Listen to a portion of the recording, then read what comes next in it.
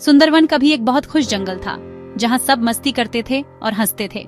जानवर नदी के किनारे खेलते थे, फल बांटते थे और सब मिलजुल कर रहते थे। लेकिन सब बदल गया जब शेर शेरू आया, जो एक बहुत खूंखार शेर था। उसकी डरावनी दहाड़ से चिड़ियां चुप हो जाती थीं और जानवर डर के मारे भाग जाते थे।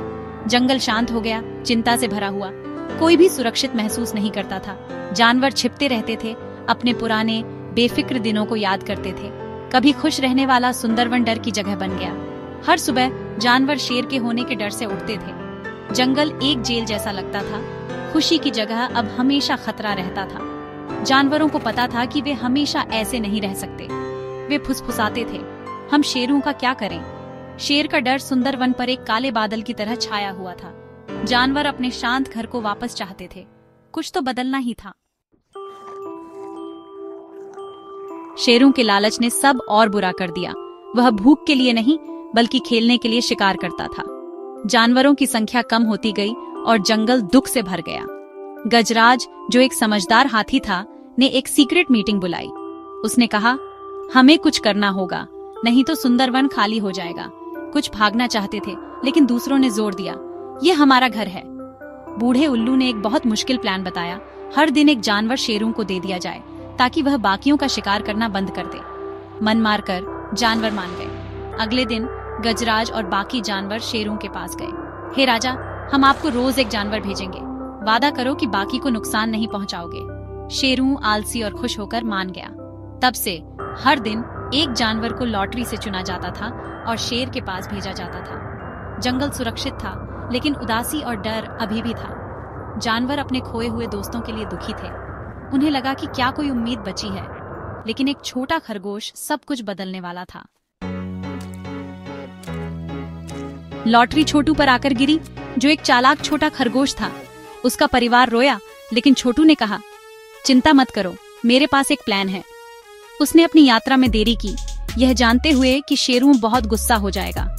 छोटू नदी के किनारे खेलता रहा और दिन के आखिर में शेर की गुफा में पहुंचा। शेरों की दहाड़ जंगल में गूंज रही थी। छोटू डरा हुआ और थका हुआ लग रहा था। पास आया। शेर का गुस्सा छोटू के प्लान का हिस्सा था। वह चाहता था कि शेरू अधीर और लापरवाह हो जाए। जैसे ही सूरज डूबा, छोटू आखिरकार गुफा तक पहुंचा। जानवर देख रहे थे, उम्मीद कर रहे थे कि छोटा खरगोश उन्हें बचा पाएगा।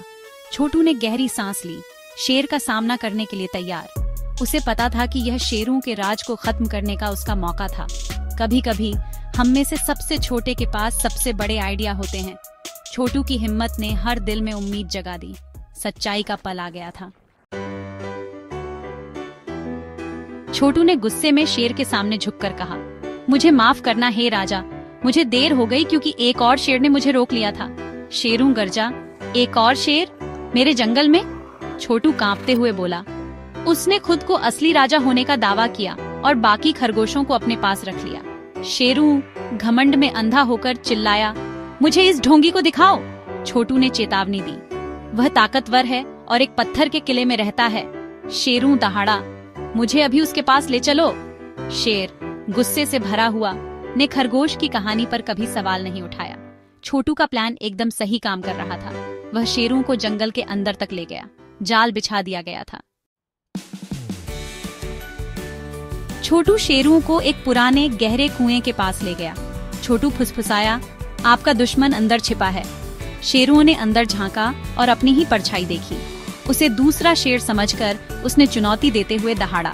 गूंज ने वापस दहाड़ लगाई, जिससे उसका गुस्सा और बढ़ गया। बिना सोचे शेरू हमला करने के लिए कुएं में कूद गया। वह फिसलन भरी दीवारों से बच नहीं पाया और डूब गया। छोटू जानवरों के पास वापस भागा। शेर चला गया, हम सुरक्षित हैं। जंगल खुशी से झूम उठा। जानवरों ने छोटू को ऊपर उठाया, उसे अपना हीरो कहा। सुंदरवन में शांति लौट आई। समझदारी और हिम्मत सबसे ताकतवर दुश्मन को भी हरा सकती है। सबसे छोटे खरगोश ने उन सबको बचा लिया।